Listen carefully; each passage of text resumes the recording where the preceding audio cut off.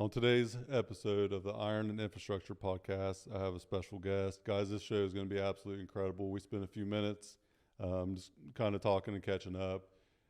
So I'd like to introduce Jeremy Smith. And Jeremy, to start the show off, we just have to preface this whole entire show by saying, big ain't strong, strong is strong. Yep. Our good friend Tony Ramos' infamous quote. Let's start from the beginning, Jeremy. Tell me about your background growing up and just give me a little bit of insight on who Jeremy Smith is. Well, thank you for having me. Jeremy Smith is a 11-time world record holder. Broke the squat to be the lightest to ever squat, 700 pounds at 123. Lightest ever bench, 500 pounds at 123. The world record, 505 at 132.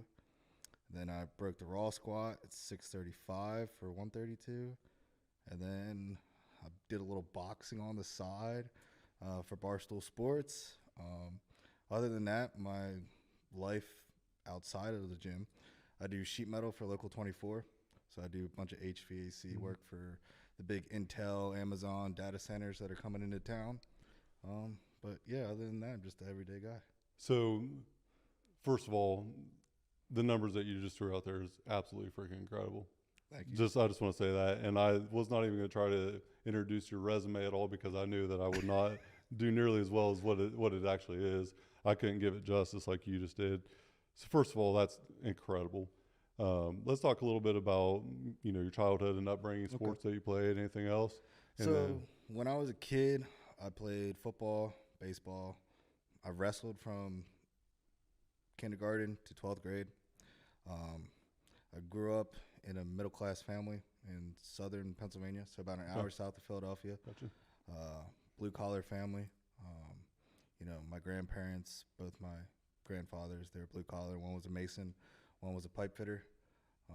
So I grew up around hardworking men all my life. And, being different, being a dwarf and growing up around those people, you don't get much slack, and that's for sure. So I think that's where I got a lot of my drive and motivation to go and do the things I was able to accomplish.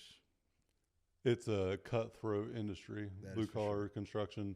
I'm in the pipeline, part of it myself, and I grew up, and it's very cutthroat. No one gives a shit about your feelings. No. I've been smacked over the side of the head with a backhoe bucket more times than I'm proud to admit, just by looking the wrong way. Right. I cannot imagine though for you what you had to go through, but I'm sure, just going to assume that going through what you did has led you to achieving the greatness that you had to this point. I would say so. I think a majority of the time spent, getting, that shit talked to, and it grows you as a person and makes your skin a lot thicker. Yeah. Especially my problems are very visual. Everybody else has their problems, but you could see I'm different, and I gotta outperform everybody to get to the standard. You can't hide from it. No, I can't hide from it. So I think that's the best thing to me. It's like we talked about earlier, Tony. Tony will perfect example. Tony is one of those people that will make you feel uncomfortable, but to be better for yourself. Because he cares about you. Yes. Yeah, and if he's not talking shit to you, he probably don't care about you too much. Right. And I learned that pretty quick because he was the same way with me. Kind of took me under his wing too, especially going into Westside. I was terrified of that place. I mean, he was after me for probably a year before I would actually go there. So blue collar background. So let's talk about your family. Are you the only dwarf in your family? Is that a genetic thing or? So I'm the only dwarf in my family. My brother's actually 5'10", 5'9". My mom's, average size. My dad's average size, but only dwarf in the family. And I think that was one of the things that when my parents first had me, the doctor was, came in and they were like, "Hey, Mr. and Mrs. Smith, we got something to tell you. Something's not right." And they're like, "What's wrong? What's wrong?" And it's like, "Well, your son, he's got to be short." And they're like, "Okay, what's that mean?" She's like, "Well, he's going to be short all his life." He's like, "Okay, can you emphasize on that?" And they're like, "Yeah, he has dwarfism." And they're like, "Okay, so he's just going to be short." He's like, "Anything else wrong?" They're like, "No." And I'm like, what the hell, dude? That's what you came in rushing here to tell us? That's wild. So, when they brought me home, my grandparents, aunts, uncles, everybody was just like, okay, so he's just gonna be short. Like, yeah, all right, cool. We're just gonna raise him just like everybody else. So I can't I can't hardly even put that into words like that. It would be a rush in to talk about that, yeah. right? Like that's wild to me. So grew up middle class family, blue collar workers, like you said. Went to school, played sports. So you had a visual difference, but you lived a relatively normal life, right? Yeah. What kind of challenges did you face growing up, especially in the blue collar nature, with it being so cutthroat? You know, what kind of challenges did you face that someone like myself wouldn't understand? I think, you know, growing up, I've always had to find a different way to do things. You know, when I got into the blue collar industry, you know, because I originally went to college for exercise science, and it was something I really never, like, I enjoyed working out, but I never wanted to go to school because I just hated school. Like, Understand completely. school sucked. So I was kind of like forced into going to school and figuring out what I wanted to do, because I had a guidance counselor, and they're like, "Hey, what do you want to do with your life?" I was like, "I like working out." They're like, but So go spend all this money to tell right. people how to work out. But Yeah. like, to them, working out, they didn't understand why I worked out, because working out, it got me away from like the bullying and harassing and all that shit. I got into my own little zone there. So I went to college, dropped out to come over here, and then I found the blue collar industry in sheet metal, and just went. You know, growing up, I think I touched base, but growing up, you've always had to find something to go about a different, you know, turn on the light switch. You might not think for you, it's an everyday thing. It's like this, that, the other, but I got to, all right, let me get this stick, turn this off. And that's what I was looking for. Yeah. Stuff like that. I would never have thought of that. Right. Or and like, so you had to be very creative and think outside the box from a very young age, which probably also really built a foundation of, you know, mental capacity that people would never even know that existed. Right. So put an example. The other day, I had to drive a grade off. You know, there's like safety switches, right? Because if you go too far off the seat, the thing's going to shut off. And growing up, I always rode tractors and everything. And I always got like 20 pounds, 80 pounds worth of chain and threw it on the seat. And they're like, why are you wasting all that chain? It's like, look, so it'll trip look, it. It ain't going to trip it. I can drive this. I can do everything you can do. Just let me put the counterweight on there so I can drive it. So, but that's awesome though. That like from a young age, you had to think like that. Dude, I had a story. My dad and my brother got this little Chinese motor, you know, like he put on a mountain bike. My bike was always different. Like you had to cut down the scale a little bit. Well, they put it on my dad's mountain bike, and I always wanted to ride it. And I saw my brother going around. And he was like, "You want to try it?" I'm like, "Sure, yeah, I'll get on it. I'll do it." Fucking ripping around the yard. The only thing was I didn't know how to get off. Like, because you can't just put your leg down and get off. And I tell the story all the time. My dad and my brother, one was going to catch the bike, and one was going to catch me. So a couple laps around, and they timed it. And my dad was on the right, my brother's on the left.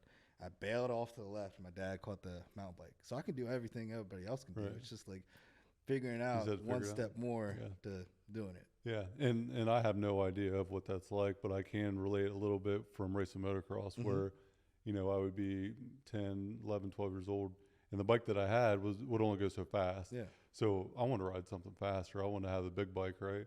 And, you know, I couldn't touch. I could barely start it, let alone, you know, do anything else. So I remember having to like lean against a tree, and I maybe could get one foot on the ground, but more likely not. And then I would have like a milk crate to step up on or a bike stand, or I'd find a tree log, something to like get myself up there on.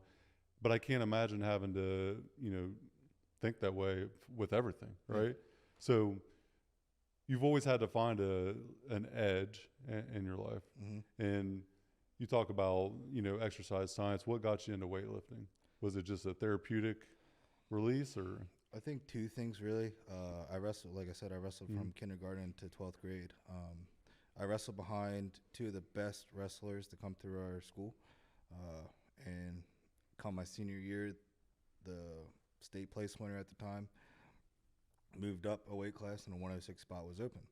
So, you know, I made the most of the spot, and I was like, look, I should probably fall into lifting weights and like get a little bigger and see what happens. And, you know, I just fell in love with it because it's more or less you're building yourself. And it's like you can see the self-improvement in it. And, you know, when you're having a bad day or whatever, and for me, like everybody has bad days. It's like don't lie. It's like you're having a bad day, go to the gym and strength train or lift weights and go under and your day's a lot better when you walk out than when you walk in. Yeah. Right. So I think that's a majority where it came from, and then it just snowballed from there into, hey, how much can I actually lift? Yeah. And the iron doesn't care. No. Right? Doesn't judge. It doesn't care that, you know, you're short. It doesn't care that I'm tall. It'll break us both equally, right? It doesn't matter. It does not discriminate no matter what. No matter who walks in that door, you know, gender, color, skin, it does not matter. No. 45 pounds is always 45 pounds. Yeah. And I think that's what is so great about the gym itself is you can walk into Westside Barbell and you got 10 dudes in there that are all savages trying to get better from every walk of life you could ever imagine. Yep. One guy might have got out of prison the night before. One guy might have left, you know, church that morning after getting done preaching, and they might be best friends. You know, lifting weights. You know, I call it iron brotherhood basically. But you know, like me and Treadway, we're close because we got introduced by lifting weights. You know, we trained at Westside a couple times, old school gym on and off for years. But our relationship is built on that foundation of you know, mutual interest in the iron. But the iron does not discriminate. It will bury us all, and it has buried us all. But what you've done with the iron game is absolutely incredible. Thank you. So let's talk about Westside Barbell. We got to go to this because Westside, I spent, I think, 3-4 years there. And so I must have been done going there right when you came in. You said about 2019? Right, yeah. So talk about when you walked into Westside, you know, what your lift numbers were, and then what happened during that time and how much it elevated you. So I came to Westside around 2019, May-ish. I originally started an Instagram page. My ex-girlfriend at the time, she was like, you should start an Instagram page. I think you'd be very influential to other dwarfs, letting them see like how active you are in the community, and what you do is pretty inspiring. So I was like, okay, cool. So I was lifting, and I was squatting with a Westside shirt on, and I got a DM from them, and they're like, hey, you should come by the gym one time and come lift with us. And, you know, me being me, I've watched Westside through the years, and all you see is, like, huge fucking... Monsters. Yeah, monsters. Super heavyweights. I'm like, why do you want me in there? So originally my thought was like, okay, this could be like a Make-A-Wish scenario. Yeah, right. Hey, thanks for coming. You did a good job. So I come in, and originally I didn't know. I actually showed up late. The other day I was supposed to meet Lou and try out, see if I could use the monolift and what have you. So I wasn't able to meet Lou on the first day. But I came in on a Friday morning. We squatted with the girls. And he was like, hey, look, you're going to have to squat with the girls because all these other dudes squat astronomical weight. Yeah. I'm like, okay, cool. So 4:45 trained, and a Jeep comes in, and it's Lou and his apprentice, Sanjay, at the time. And he's like, hey, man, what you doing? I'm like, hey, how are you? And he's like, oh, you here to squat? I'm like, yeah. He's like, how much you squat right now? I'm like, 551. He's like, oh, that's pretty good. He's like, we're going to see what you can do today. I'm like, okay, cool. So we were supposed to do dynamic work. Well, push came to shove. He's like, we're going to max out, see what you can do. I'm like, okay. So we kept throwing bands, kept throwing plates on. And I forget what I squatted, like maybe 6 something that day. And I never squatted anything over 550. So I just added 50 pounds onto my squat. And I'm just like, because of the environment. Yeah. There's something different when you walk in the door. And that's with the chicks. Yeah. Like I was training with Sinead Corley, who had a 730 squat. Heidi Hauer, who squatted 617, benched 365, and then deadlifted 505 at 132 for a woman. Wow. And then that's incredible. Melissa Stevens, which she's just a firecracker in herself. Her husband was a professional fighter. It's like those women are badasses. Like they're so like even that environment, you're good at. So the women lifters of Westside are like the untold like success story I think of it, especially from the early days. Even the numbers that they put up, it's astronomical in comparison to some others. I think, you know, because the dominant nature of powerlifting, it's not popular for women, but the women accomplishment at that place is, it's incredible. Right. I mean, Laura Phelps, and I mean, you go down the list with Amy and everyone else, like it is absolutely insane what the women have done there. It So is. every time I see some of the records there, I'm like, well, I have 100 pounds on her and she has 100 pounds on me on Yeah. squat. You know, like I outweigh her by 100 and she's outlifted me by 100. It's absolutely incredible. So I squatted there, and like I think I did 600, like I said. And he was like, "So when are you coming back?" I'm like, "Well, Lou, I'm in school right now." I'm like, let me go home, let me see what I can do, come back. I came back later that summer. I think I came out July 4th weekend. So going back home, was that Philadelphia area? Yeah. Okay, yeah. So I went back home, talking to my family. I'm like, "Hey, look, this is what Westside is." My mom is like the kindest person. Like, I don't know if Tony ever told you, like, Tony loves my mom because she's like salt of the earth. She's so kind, like loves everybody. And I'm like, I'm gonna go train at Westside.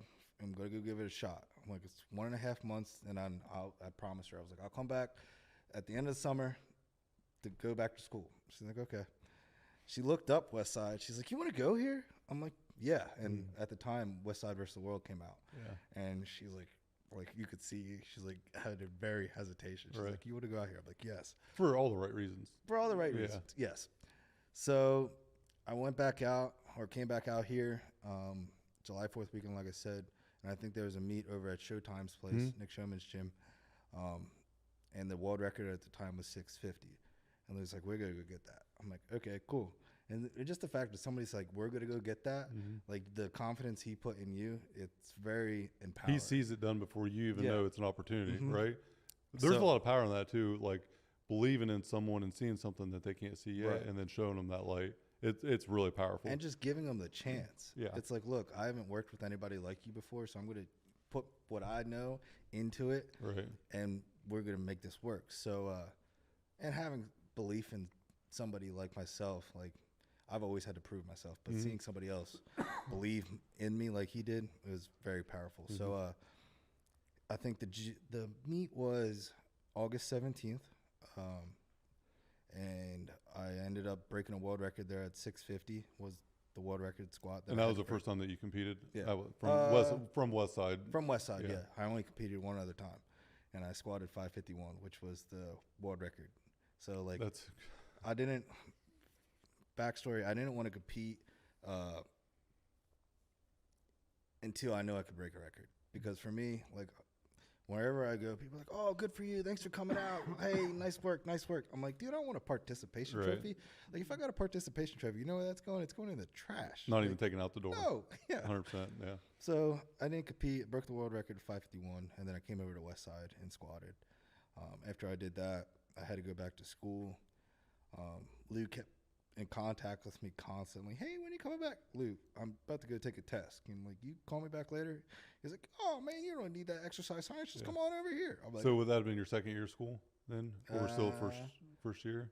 So, like, again, for me, school, I drag that shit out. So, Well, I understand because, yeah, so I went to community college for 3 years. Then I transferred to Westchester University.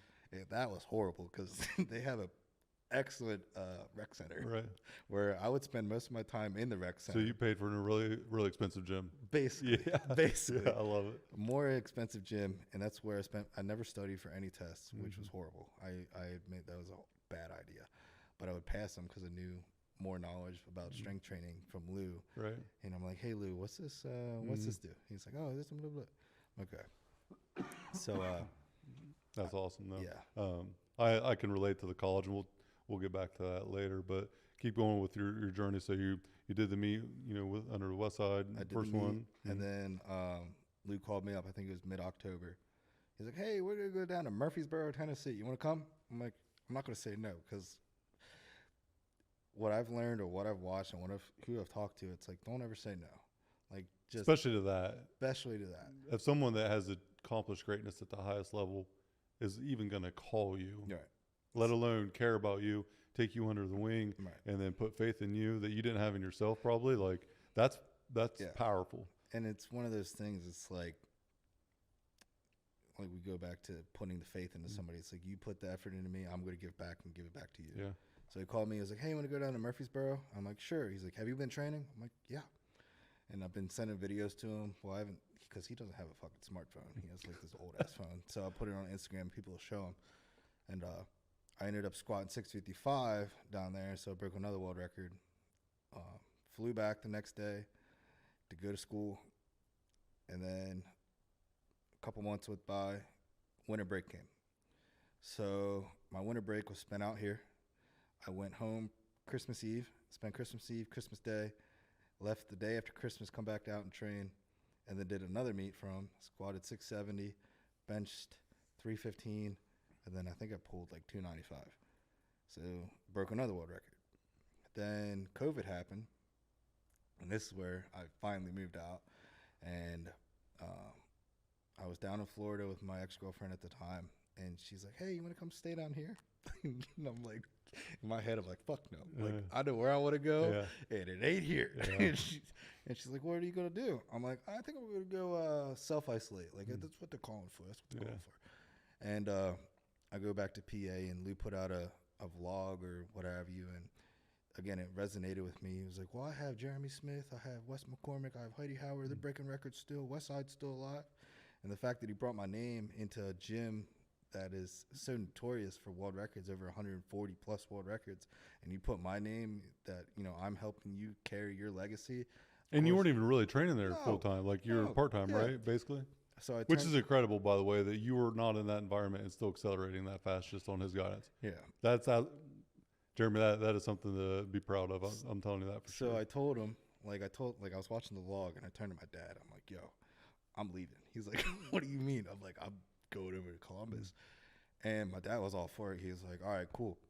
He's like, you got to talk to your mom about it first. I'm like, okay. And mom, again, salt of the earth, very nice lady, very concerned with my health. She's like, what are you going to do? They're calling, like, all these people are dying. All this is happening. What are you going to do about school? I'm like, look, I'll finish school online while I'm out there, because school went online at the time. And I'll take it day by day. And she's like, what's your plan? And I'm like, honestly, I don't have no plan. Like, I'll just figure it out. So she gave me, like, I kid you not, probably a tote like that full of masks, gloves, everything. I chucked it out of the window at, like, on I-70. I'm like, I'm not taking this shit. Like, I can survive anything. Like, if I get sick, it's my fault. Like, I'm whatever. So I come out to Columbus and start training with Lou, and all the gyms were closed at the time. And Lou had everybody put trash bags over the windows with cardboard, and people would knock. He's like, don't answer that. And he's like, why? And it's like, because, like, it could be the cops checking to see if this gym's open or not, blah, blah, blah. But we would train during COVID, and it was hard as fuck to find a meet at the time, because everybody's scared to put on a meet. All of 2020 He was bribing people to start meets. He's like, yo, I'll pay for the meet. Just let's have meets. Yeah. So eventually we had a meet. I think it was over in Coshocton. I forgot what meet it was. It was push pull. I benched 360 and then 400. So I got another spot on the board. I pulled 315 finally. And then I think the upward slope again went from there. I started squatting more. It might have came to July, I think, by that time. He was like, hey, let's go try to be the lightest to squat 700. I'm like, okay. And that was the only goal. We went to Erie and squatted 700 at 123. And then I benched 465, which was supposed to be my second attempt. Benched 465, and I still had a third attempt. He's like, hey, what do you want to do? I'm like, let's go 500. Absolutely. He's like, that's a 40-pound jump. That's and he was always adamant about making small jumps. I was like, let's go 500, see what happens. Broke 500, became the lightest to squat 500, or bench 500 at 123. Had a sub 1,200-pound total before I even deadlifted at 123, and I've deadlifted 300 and got a 1,500-pound total at 123, which is all right. It's not bad. But still room for improvement. And then well, just for record, my meet last year, I think I was 14 something at 242. So, like, got 100 pounds on you and 120, and we were the same, right? So nothing but that's absolutely incredible. And then a couple weeks went by, and I think another meet happened after that, and somebody in Russia broke my 551 world record raw. And I said, Lou, look, and if you don't know Lou, Lou is very pro-American. He's like, we build great things here in America. So he's like, we're going to go get that record back. I'm like, Lou. So he was on board for going back raw? Yeah. So, because normally he's not like a big fan of the raw lifting, right? He's like, he's a top field dragster all in. Yeah. Yeah. He's like, look, squat in jeans, squat with some type of Carhartt shorts on, kind of have some compression. I'm like, okay. I ended up breaking the raw world record, opened up at 600. Then I squatted 615, 625, and then tried to squat, 635. Then tried to squat I think it was like 640 or 650, because I wanted to be one of the few people that broke a world record 4 times in one day. And I barely missed it. And that was raw. That was raw at 132. And then I benched 505 in a shirt because I did a bench only at the same time. So I did a whole meet raw. And then I went back and did bench only so I could bench 505 at 132. And then I boxed the whole time too, because Lou said I couldn't do it. I said, Lou, watch this. This is absolutely incredible. Like I knew pieces of this, not all like, put together in that, like that time frame. So you did all this, right after moving here full time to Columbus. Talk about, well, first I have to say this. So you benched in a shirt and a squat suit, I'm assuming, when you had gear. Yeah. How difficult was it to get your shirt? Like, did you have to get one custom built, or what was that? Because I know how I've never benched in a shirt, but like with Corey and some of the guys over there, I helped a lot of them out. And getting a shirt to fit is hard for a regular sized person. Right. So touch on that a little bit. Like, what was that like? So benching in a shirt is very, very different compared to raw. 100%.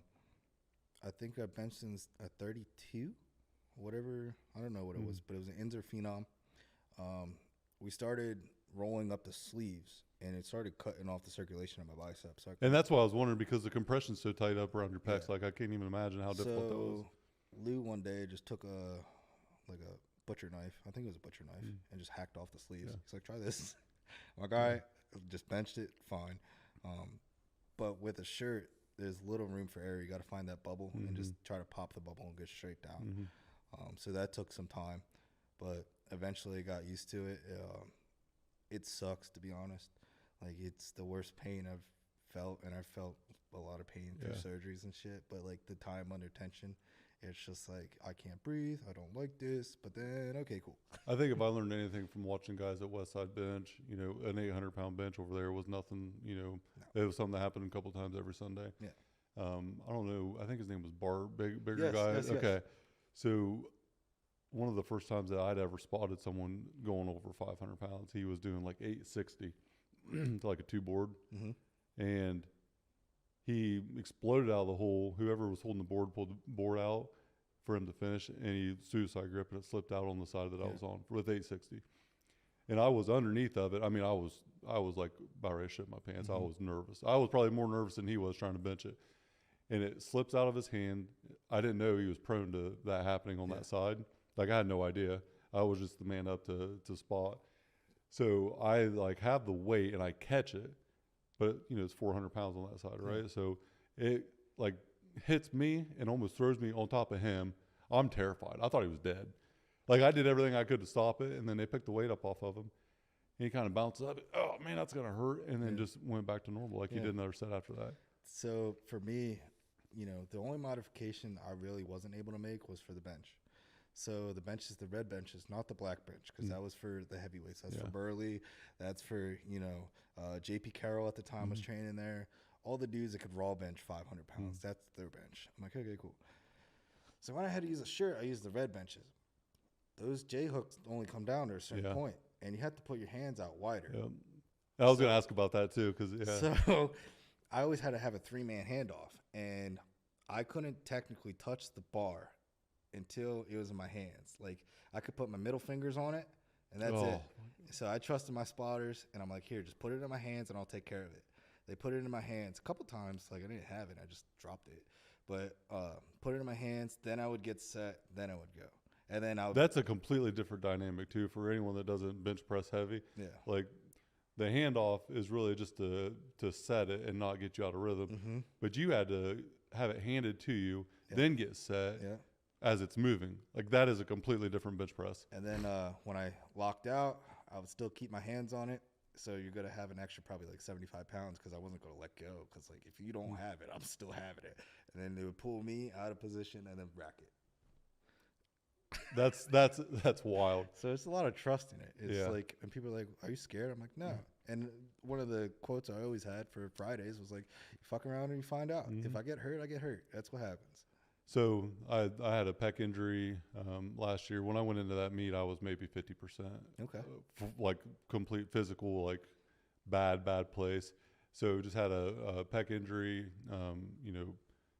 in like April, I think. But when I was at Westside, I had all kind of wrist injuries and all kind of different stuff. And like them little injuries stay with you mentally. Mm-hmm. We were doing a 5-rep max and I was doing 385 and I felt real good one Sunday morning. So I'm on my 3rd rep and instead of letting the weight come down, like I'm forcing it, the push and the coming down. Like Right. I'm trying to go extra fast so I can get all 5 done. And I think it was the 3rd or 4th rep that I go to push and I came down way too fast. And I don't know if I lightened up my grip or what, but I pushed so hard off my chest, it slipped out of my hands. Yeah. And Tony, thank God he was there, but it slips out of my hands probably 12 to 18 inches up. And when it slips up, like I'm fully exposed. Yeah. And it comes down right on my rib cage and knocks me out. And Jesus. one guy that was spotting me didn't do me any favors, let's just say that. And Tony let him hear about it as I'm waking up. He was making sure to let the person know about it. But Tony grabs my arms and lifts them up over my head. Yeah. And he's like kind of smacking me in the face to get me, to wake up. Because he didn't know if I punctured a lung or not. Right. So he was trying to get me to breathe right away to see if I'm breathing normal. And it was terrifying, dude. Yeah. And that hurt 6 or 8 weeks. Like, so I could barely breathe without thinking that, like, something's wrong. Yeah. But I never was scared to go back and do it again. Yeah. Even after the pec injury, I thought, I'm never going to bench 400 again. That's like, I think we talked earlier about the mental attitude. We talk about, when I was training there were so many guests, and I worked at Westside at the time, and I always answer emails and give Lou the emails that were for him to answer back, and I would write back. But guests were like, "Oh, can I come by?" I'm like, "Yeah, sure." And they would come by for a weekend. And like, "Man, I wish I could train here all the time." I'm like, no, you don't. No, you don't. You know why? Because you couldn't last mentally. Because if you fuck up once, it can be life or death. It can be life or death, but it's the fact, like you talked about, it's like coming back and doing it again. Because Heidi Howard, she broke her arm trying to bench 400. Like the bone came out of her, what is like it? forearm? Yeah, forearm, and came out. And then she came back and benched, I think, 385. It was close to 400, but like, it's the mental attitude. If you fuck up, cool, come back and do it again. Yeah. Like, it's not the end of the world, but like, it could be. But like, it's one of those things you just got to come back. Well, and and if trying. it doesn't kill you, then learn from it, Yeah, right? exactly. So I look at life. I'm very big on being optimistic and positive, no matter what happens in life. If there's a problem in life, it's to me a sign of progress. Right. So whenever I'm faced with adversity, okay, I'm doing something that I am outgrowing my current situation. This is a problem now for the next evolution of me as a person. Right. Whenever I tore my pec, I was pretty convinced because of the knee injuries. Like I fought a knee injury my whole entire life. Since I was 16 or 17, I've had nothing but problems. And then I was 2 years into knee rehab, a year and a half into knee rehab when I tore the pec. So I'm just starting to finally feel better, and then I tear my pec. The only thing that I had never had an injury on. So I'm devastated. And going into the meet last September, when I seen you, met you there, I hadn't benched over 350 in, I don't know, maybe 6 months or longer. I worked up to 350, and that was it. Yeah. And then I ended up opening, I think, at 350. I went 350, 380, and 410. And I'd never thought I would bench press 410 again. Right. At first. But then I thought, I'm going to be smart about it. I'm going to come back. And it doesn't matter if I bench 400 again. I'll be more methodical with it. Well, I end up coming back stronger than I was before because I understand now why I tore the pec. Right. And then even with the knee injury, lower back injuries that I've had, I've been able to tie it all together. And I'm back stronger now, and I learned so much from it. Yeah. And what I thought was going to be detrimental to me was something I love actually made me stronger. Yeah. So I benched 425 at Westside, and I benched 435 here after my pec injury. So I actually PR'd after the injury, right? I never would have guessed that, completely unforeseen. But it's not about adversity. It's about what you do with it, right? Yeah, it's So about, like, more or less, if you were given these shitty cards, all right, how can I play these cards in my Right. favor? So I look at it like this, and I'm sure you can relate to this because of just everything that you've overcame in your life is phenomenal. But you have a problem and a solution, right? 10% of your focus should be on that problem, and 90% should be on the solution. Right. Because what you put your energy into attracts momentum. Right. So if you focus on just the problem, it's going to get bigger. The problem escalates. If you focus on the solution, the problem isn't really going to get any bigger. Right. The opportunity to get to the next phase is going to be there, and that's what you're going to focus on. And you've done that. Like every step of your journey has been about, okay, doctor said I can't do this. He said I can't. I'm going to show him I can because I know I can. Yeah. Right? It takes a special edge for someone like you to have accomplished so much. And you're 26? 26. You've accomplished a lifetime worth of achievements tenfold. I mean, honestly, it's really incredible to think about what you've done. And I want to go to this part because part of the reason that, we put this podcast together, part of the reason I wanted you to be on the show, I'm a blue collar guy through and through. Mm-hmm. I might look pretty and dress up nice and look like the guy that's, the CEO and the suits and ties. I get it. Right, Trust me, yeah. I get it. I grew up in blue collar nation. I know what the thought is going to be of me. A lot of people don't know who I am and what I've been through to get where I'm at. Mm-hmm. And it's not even to tell people that story. I want other people to understand what is possible in a blue collar industry of construction workers, pipeliners, whatever it may be. There is a better and a different way than what the industry says. Right. Drink coffee, pop, or whatever until it's time to drink alcohol, right? That's standard in our industry. Right. Dehydration is a huge thing. We talked about that earlier. People don't have the basic concept of just the impact of water. Mm-hmm. I always, and I know you run equipment, right? Or grew up running equipment or been around it. So running equipment's my true love. That's what got me in the industry. Fun. I have videos of me at like 5 years old running a full-size track car. That's awesome. I'll show them to you after. It's actually pretty comical. But that was my love from childhood. So if you don't ever grease your equipment, it doesn't move very well, work right? Yeah. Your body's the same way with water. Yeah. But something that simple, people just don't understand the impact it could have. Instead of drinking a pop or even a diet pop, like water alone, It's better for you. dude. And the food aspect too. People who eat out all the time, like, I have guys that I work with, and they're like, "Hey, let's go out to eat for lunch." I'm like, one, that's costly. I ain't going The to financial do that. part's the sneaky I ain't part. going to Yep. do that. And two, the options that you are getting from eating out are horrible. Like, all right, what's the quick best option? Let's go get McDonald's. Why would you want to get that? Like, why? It doesn't benefit you any better. I haven't had that kind of. I mean, it's been forever. Yeah. I don't eat like fast food. I redialed in my discipline like 7 weeks ago with Corey's Busy Diet. Mm-hmm. And I feel better now than I've ever felt my entire life. And the side effect of me dialing in the discipline with the diet is my gut health was the reason why that I was really after it, because I've had gut issues my whole life. I've dropped 15 pounds of really like 12 or 15 pounds of fat Without trying. Yeah. I have not changed anything but my diet. Yeah. But mentally, what I'm capable of now compared to 6 or 7 weeks ago, I would have never had guessed the change there because of how disciplined I am. And it's not an emotional response, like going to the gym. It's just what you do, right? Yeah. Talk about that. Talk about it not being emotional. So I think more or less it's just, we talk about getting into a routine, and you wake up, you go to the gym, if you eat healthy and you stay in a consistent routine, it's just how would you say it? Like, it's accelerating like your life. So powerlifting, right? You did all these things and you stay disciplined for however long, and you achieve greatness before you achieve greatness. Right. But staying disciplined, staying consistent, the building blocks of, going to the gym, showing up on the days you don't want to. Right. Most important day to go to the gym is the days you absolutely don't want to. And that carries over to everything you do. Look what it led to for you. Yeah. You're preparing yourself for your next opportunity. You don't even know it's there yet. Yeah. Like Louis Simmons taking you under his wing, and you going to Westside Barbell. Mm-hmm. And then you mentioned the Barstool Sports, the boxing opportunity. Like all of that probably stemmed from years of preparation. Yeah. What we do now isn't for today or tomorrow. It's for 6 months or 12 months from now, right? Yeah. Because we don't know we need it yet, but there's a certain level of discipline that you're going to take, like I did 7 weeks ago. And I had no idea, like, it would transform into what it is now. But I'm really glad I did, because there's things that happened in that time frame that would have been really difficult to handle before that if I would have not been already dialed in. Yep. Just take the first step. Like, the easiest thing to do is just show up. Like, I think that's what's horrible for guys, or bad for guys. It's like, you show up late to work, you show up late to a meeting, you show up late to all these things. It's like, dude, just have the discipline to show up.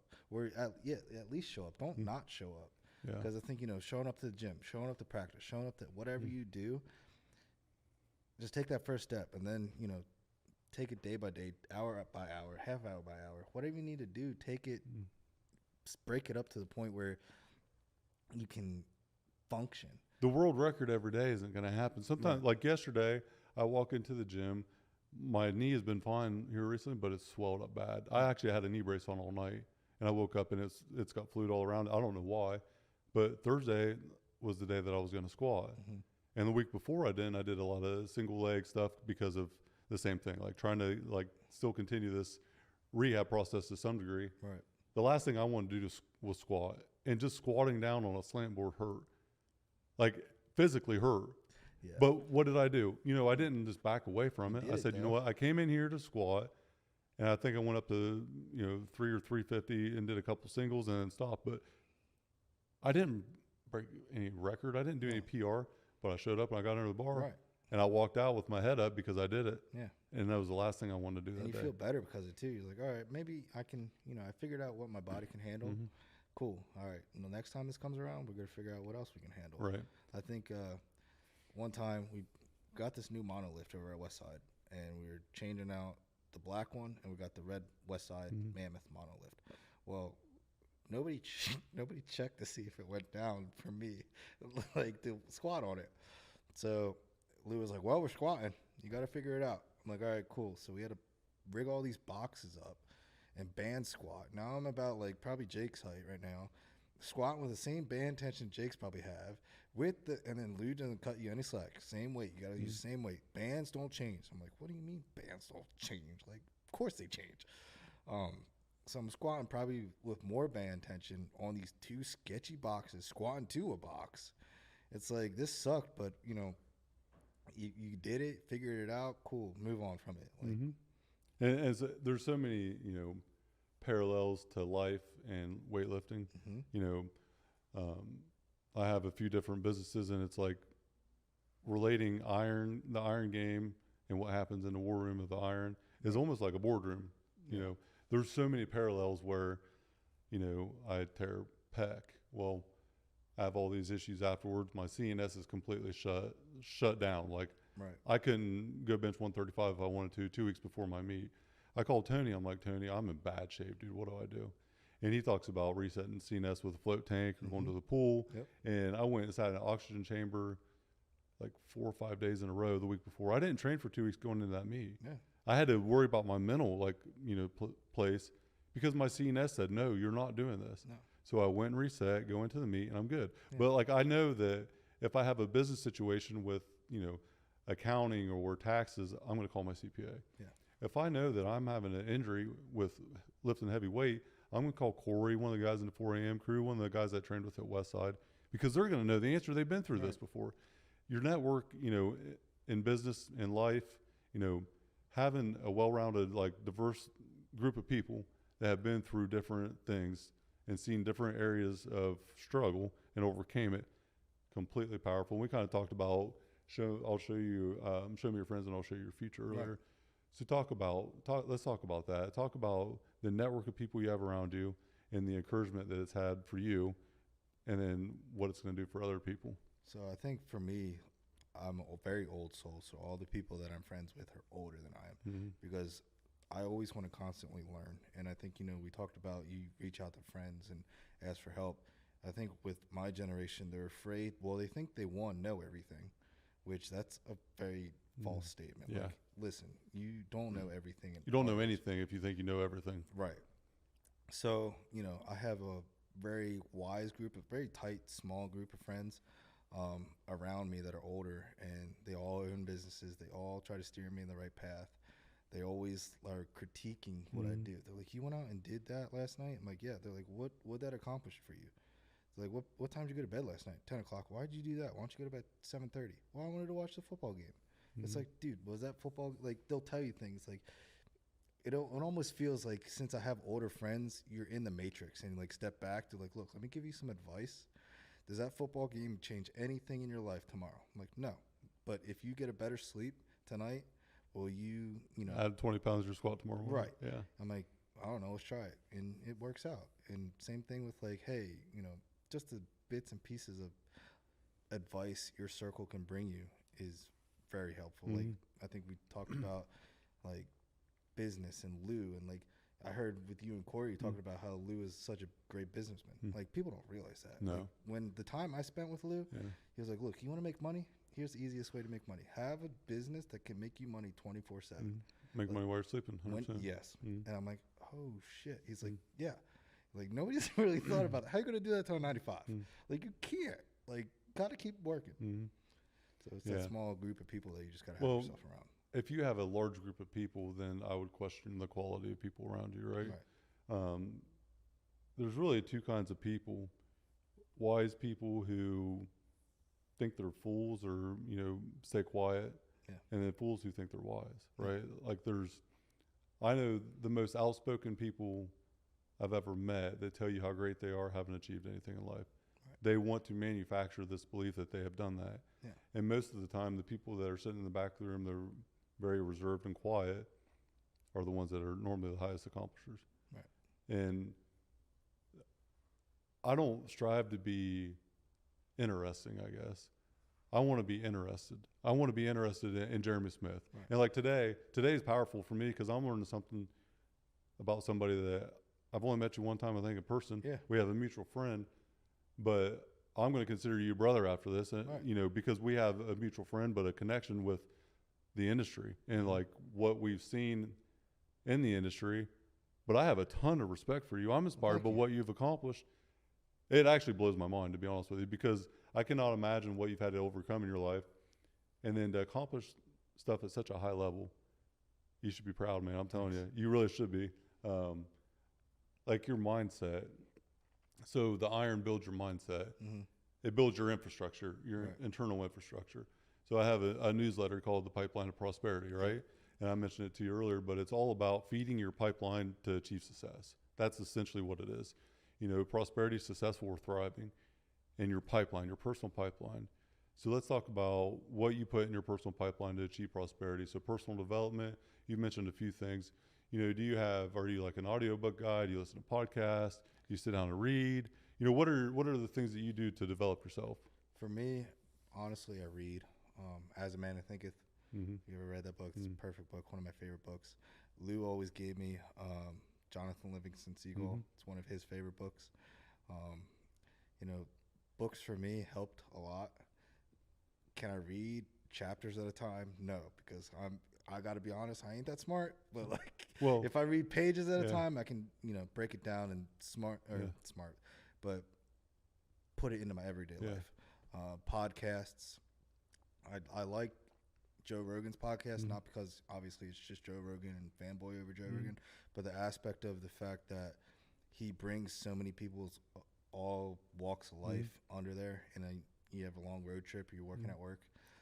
And he's not willing to be bought. Right. He's authentic through and through. Right. So all the same with Dana White. Like, Dana White don't give a shit about your No. opinion, right? So all those people that he brings on, it opens my eyes to what actually the world is, and not living in my little box, and still, it's like meditation helps for me. Like, for a minute there, when I was training at Westside, the worst thing was, you would break a world record, and then it's like the next day, it's like, cool, what do we can do next? And it's like you're always looking for the future, but where you should be is in the present and in the present moment. And my mind was so rattled, so fucked with stress and anxiety.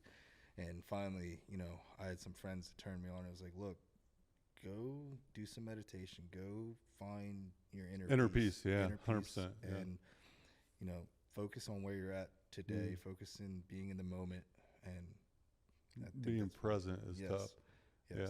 I want to take it to commercial break real quick. We're going to take a real quick break, and I want to go back to being present. Cool. This episode is brought to you by Max Effort Muscle. For all your supplement needs, go to maxeffortmuscle.com. All right, so we're back from commercial break, and I wanted to get back into talking about being present. So this is something I struggle with. I am a very high-strung, active, take action immediately, sometimes good, majority of the time not so good. You know, I create a lot of chaos within the organization that I own part of, and I'm not overly methodical with the thought of it. I can't develop it. I can envision it, and then, you know, really need other people like a Treadway in this podcast to see it through to become something. Right. But I have a vision on something that I'll take action on it fairly quick, especially if I'm sold on it. The podcast was something that I came up with in like 20 minutes with probably 2 months of subconscious thought, right? But being present is very, very difficult. What I've realized, though, is like you at Westside Barbell, the time there, me walking into old school gym every day, it's going to end eventually, right? We're all going to die. Yeah. It's inevitable. Yeah. One thing in life that is fact is we're not going to live forever. So enjoying the moment and being in that moment is something that I've spent a lot of time trying to focus on, because if you continue to not appreciate the moment, when you get to that next accomplishment, you don't appreciate it either. So I don't know if you know much about my story, and I'll make it quick, but from 18 to 30, I spent time working in the field. I became a foreman at 23, 24. And really at that point was really when I set out this goal to own Arnold Pipeline by the time I was 30. No rhyme or reason. I didn't go to college. I decided instead of spend 20 grand a year on going to college and drinking, I'll still go to college and drink, but I'll just go work and make 20 grand a year, right? Same mindset as you. I wasn't willing to go because I wasn't willing to pay for it. And for whatever reason, I just put my head down. I had one focus and one focus only, and I accomplished this goal. I was not very present during that whole time because I had this goal to achieve, and I thought, man, when I get there, I'm going to feel so much better. Saturday, we closed on Friday, May 24th, 2019, we closed on the deal. Me and my business partner and our wives went out to celebrate on Saturday, and Sunday morning I woke up, and I had never felt anxiety before, really. In general, I don't really get anxiety at all, but I felt like heavy weight and not relief, because it wasn't, man, I just bought this company. Oh shit, I just bought this company. And at the time it was 60 families, you know, we employed 60 people and their families. It's like, now I'm responsible for that. There was no relief. And I didn't enjoy the journey until after it was done. I remember throughout the deal, we had a bank that was committed to us. We had a closing date. We're within probably a month of closing on the transaction. The bank calls and just drops us randomly. No rhyme or reason, no heads up. And we had to start completely over. And we're sitting there, me and my business partner with our attorney, Jim Havens, and he's like, man, isn't this fun? Because he had already been in the war room. And I'm sitting here like 12th round, 30 seconds left. I'm beat to hell. My eyes swollen up in a boxing match. Like, I can't even think about getting up right now. And he's like, man, isn't this fun? And at the time, I wanted to give him a right uppercut, right to the mouth, because I was like already somewhat defeated. But it kind of snapped me out of it to make me present for just a second. I didn't realize how powerful that was until after, because I was not in the moment. Looking back now, that was the defining moment of my journey, where I went from sacrificing everything.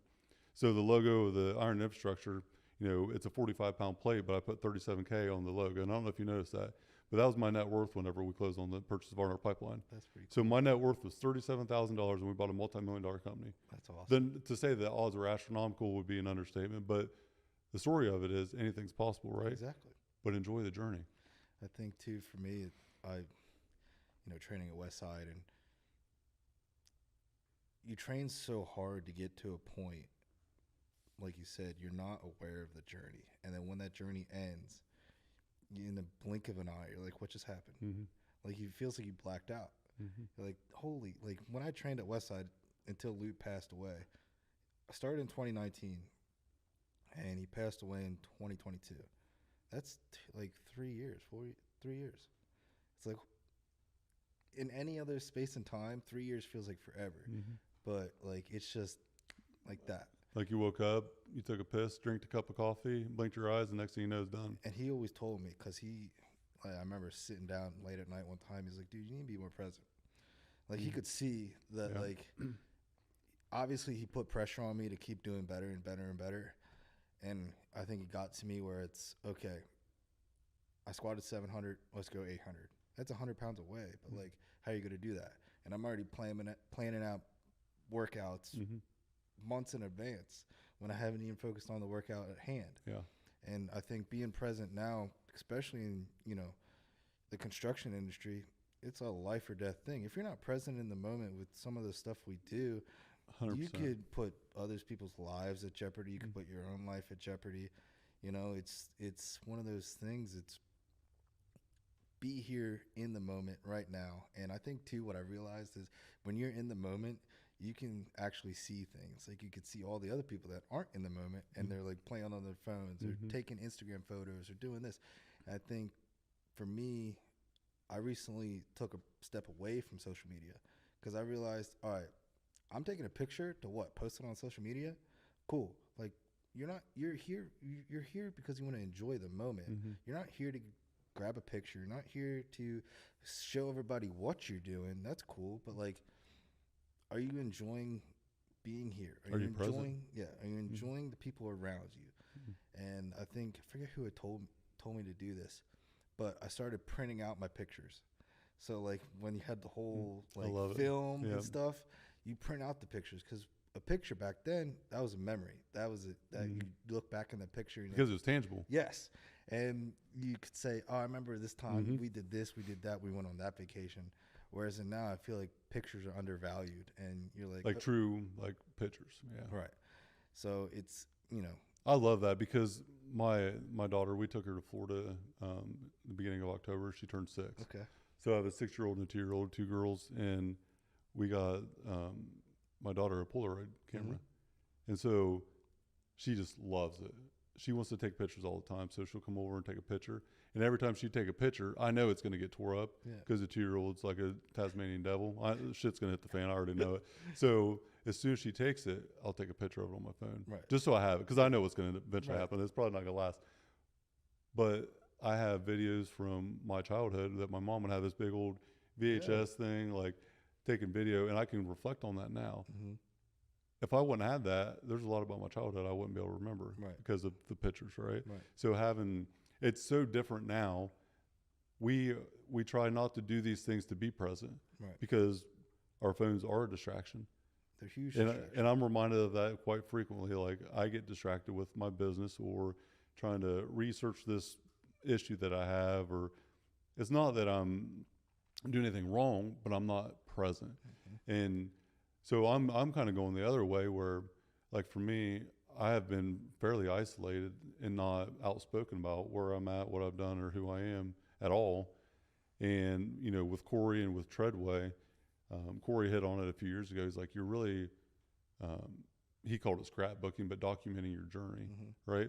So you're showing people who you are to help them see that everything is possible if you put your mind to it. But there's a point in time, like with what you're saying, that you're showcasing all this to show other people what's possible, but you're not present enough to enjoy life. You're not doing it for yourself. At the end of the day, you should always put yourself first, and then help everyone else that you can. You just hit on something that I have to touch on this, because this is one of the most powerful things I think people need to understand. You have to be selfish. 100%. You have to do the things that make you the best you.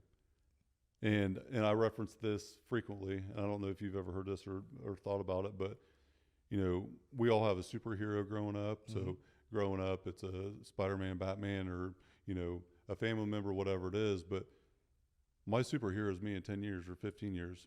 If I put my faith and trust into someone else solely, they can let me down. But if I do what I need to do and be selfish for me and wake up at 3 o'clock in the morning when I don't want to, but I go and I do what I need to do at the gym and I prepare myself for that day, I have to put myself first, because if not, I'm giving everyone else around me lesser valued me. So for me to have my maximum value, I have to take some time for myself first in the morning. And normally it's the last thing you want to do. Yeah. You don't want to get out of bed at 3 o'clock. I don't want to get out of bed at 3 o'clock, right? No. We don't want to do these things. We have to do these things. It's But not an emotional response. I think too, for me, I enjoy doing that because it's like all right, nobody else is doing this, but I'm doing it for myself. Mm-hmm. I'm getting out at 3 o'clock, but I'm putting the work in for myself. And like, you know, obviously you're a business owner, Mm-hmm. but for me as a young adult, putting the work in for yourself is different than putting the work in for somebody else. It's like, I'm going to go work for somebody else right now, but the gratification that you have for putting the work in for yourself and seeing yourself improve. Because I think that's why I like construction too. It's like one day you can start building something, and 3 months down the line you see, all right, this is what tangible. I made. Right. Yeah. And it's the same thing with yourself. The self-improvement aspect of working Personal development is the most Yeah. powerful thing that is I've ever dove into. I'm obsessed with it now. Yeah. But building your pipeline, right? Yeah. What's your pipeline look like? What are you doing to achieve prosperity? And especially in blue collar world, it's foreign. Yeah. And probably, I don't know if you've experienced this, but like I used to read books or do personal development instead of going to happy hour at Applebee's when I was out of town on the road, or I go walk on the treadmill and do personal development, listen to a book, and people gave me hell for that. Yeah. And I look back now and I'm like, the guy that was giving me hell hasn't advanced at all from where he was. Mm-hmm. And I'm where I'm at now because of that. And it's like, why is that the narrative? What's your thoughts on that? Because I don't get it from a construction blue collar industry as a whole. I think I dealt with that going to college because I never really went out to the bars in college. I always went to train, but especially in the blue collar industry, it's like a different type of breed.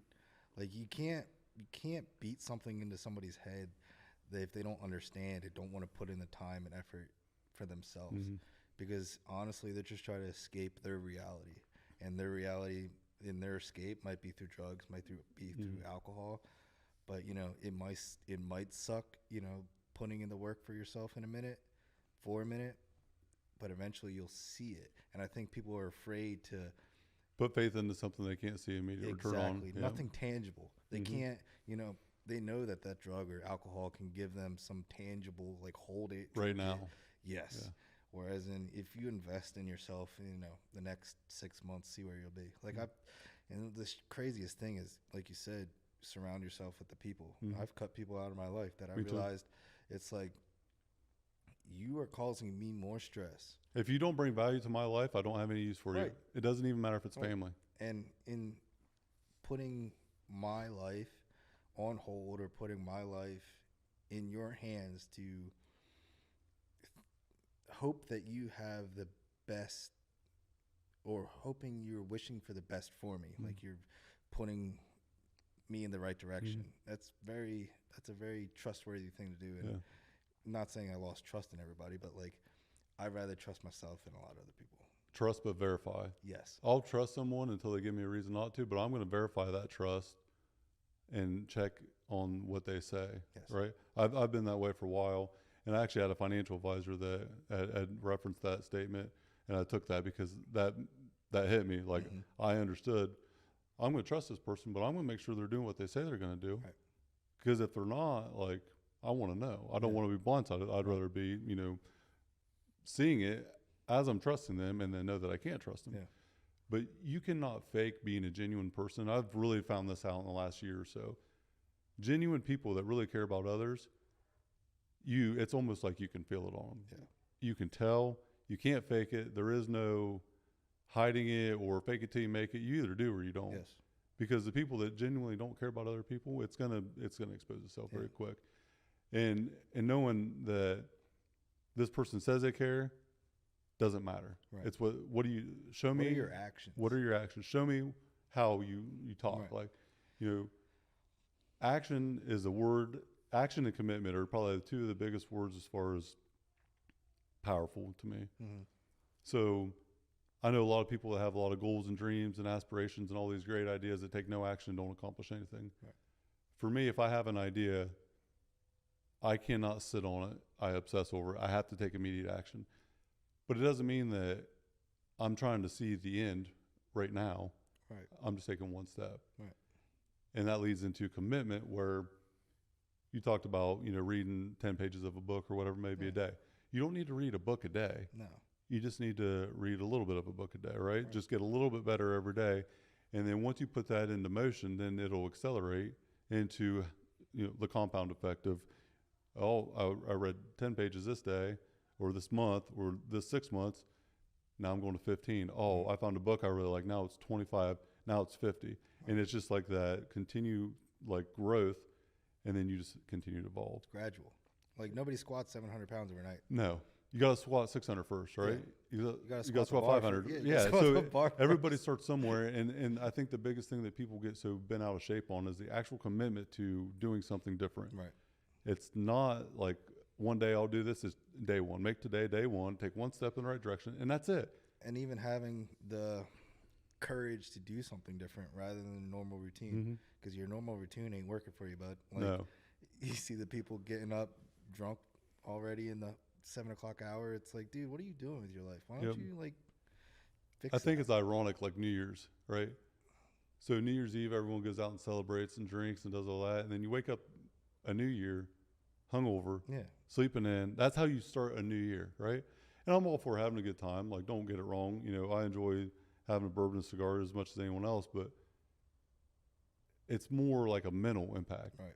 Like I'm starting off 2024, new year, new me bullshit, right? Well, you're starting off the same way you did the last 3 years and you haven't accomplished anything in the last 3 years you set out to.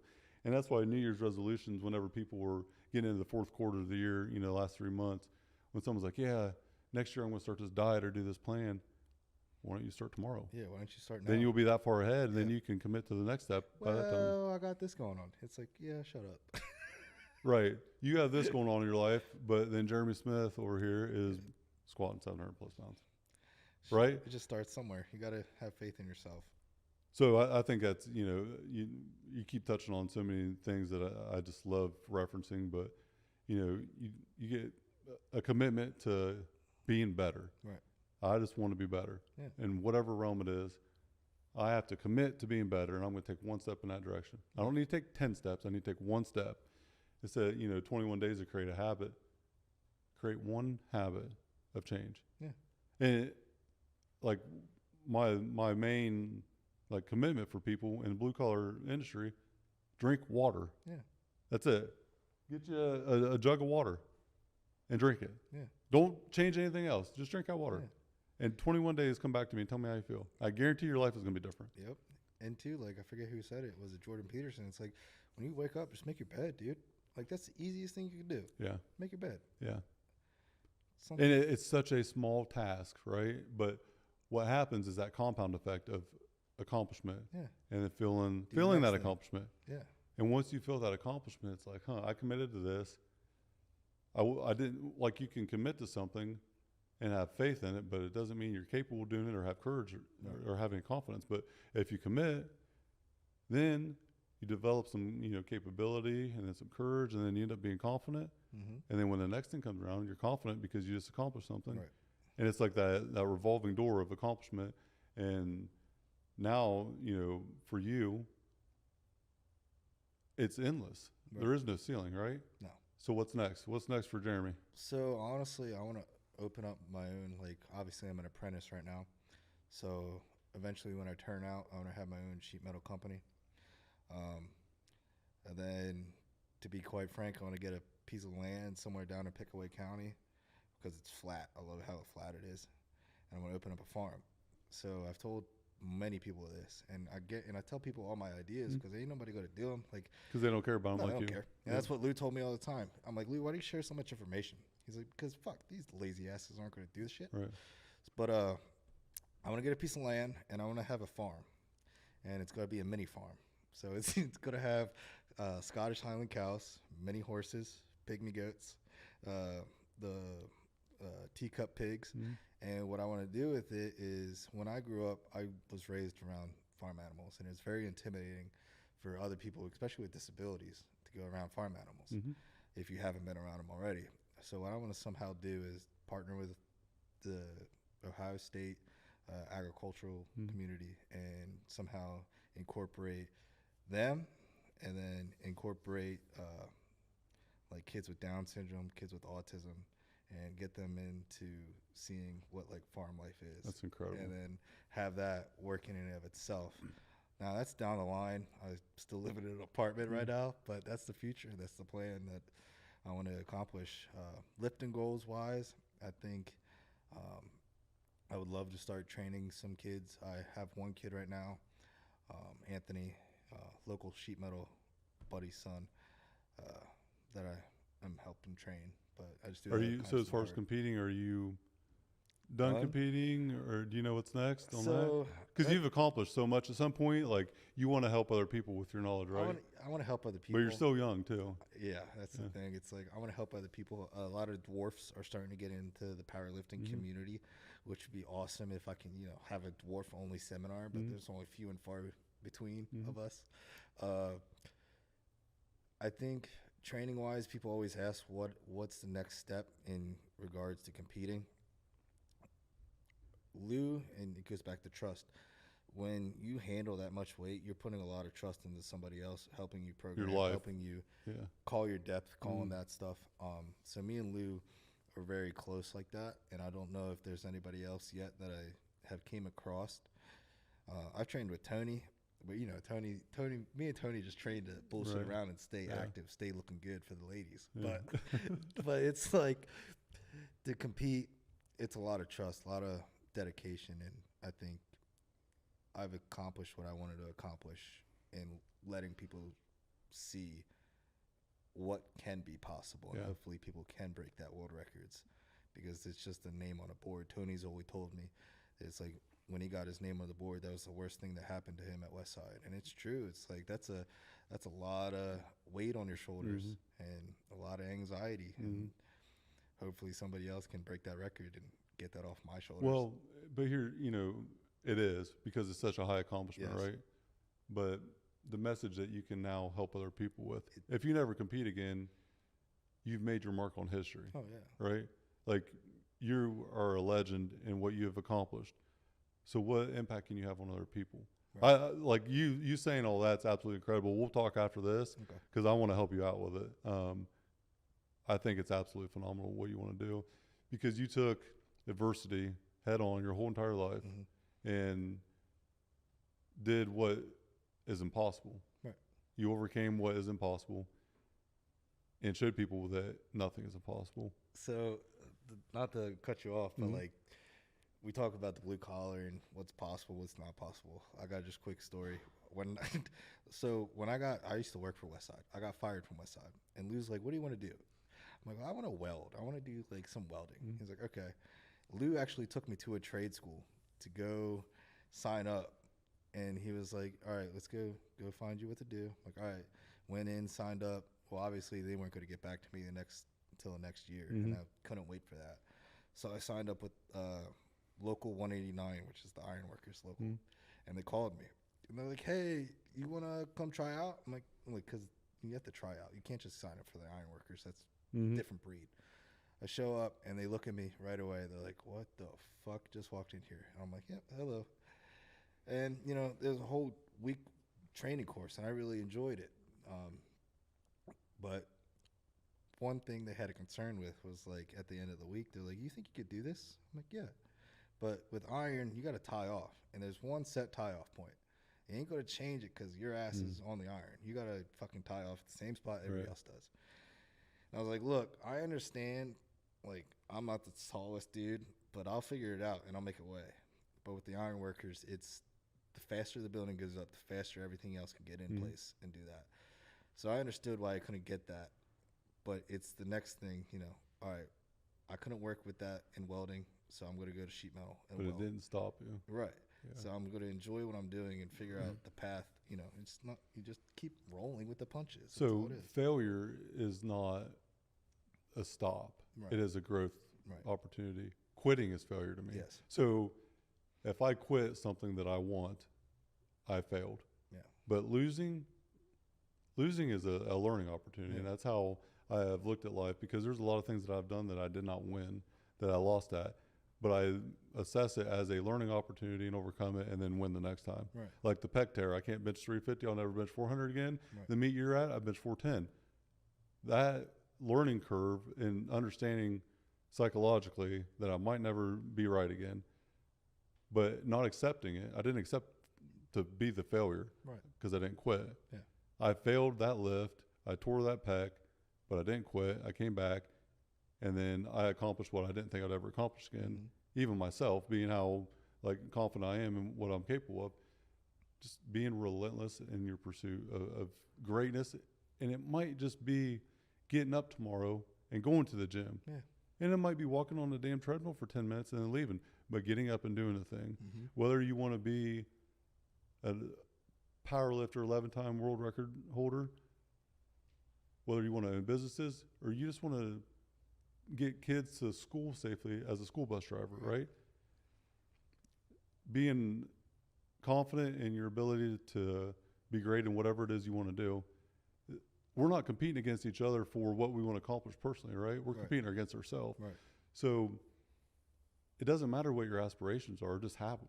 Yeah. You know, and then try to achieve it. Right. That's the ultimate goal. It's finding joy in what you do, joy in your passion, and then whatever that passion is on you to figure out and to accomplish it. And it doesn't matter what anybody else thinks. No.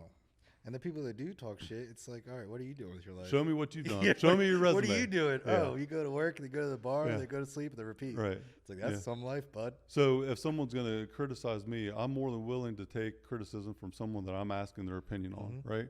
But Blue Collar Nation, you know, might come after me and tell me that I'm an idiot for doing what I'm trying to do now.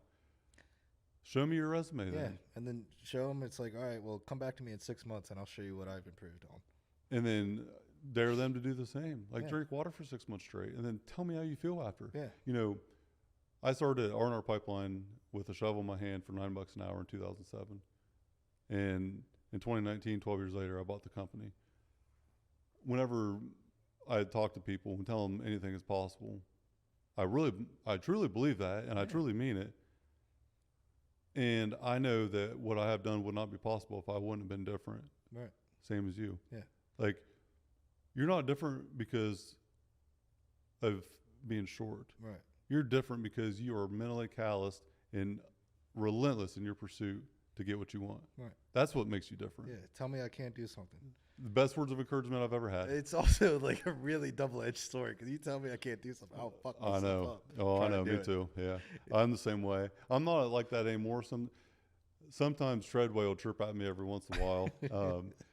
I came in here, I think last year on a Tuesday, and I didn't bench that morning with the crew. I benched at my house, and I did 315 with a red for single, like 10 sets of singles on bench.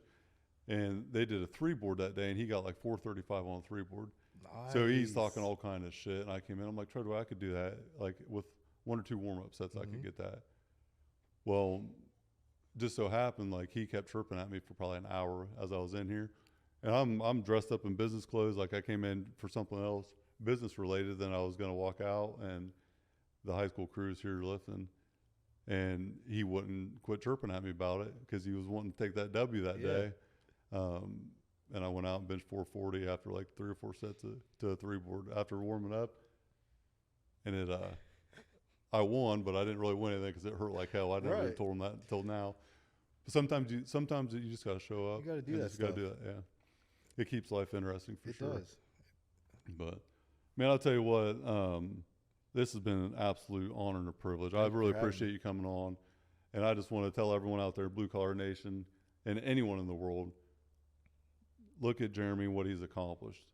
Like a 1% of 1% would be an understatement for what you've done, man. I tell you what, like it really is inspiring to see your accomplishments at such a young age. Thank you. Like it's mind-boggling to me. Not only that you're 26, but that you've accomplished so much in this time frame, and that you want to take your accomplishment and help other people out. Right. I think that's the most powerful thing. You want to really help other people, build their pipeline, right? Yep.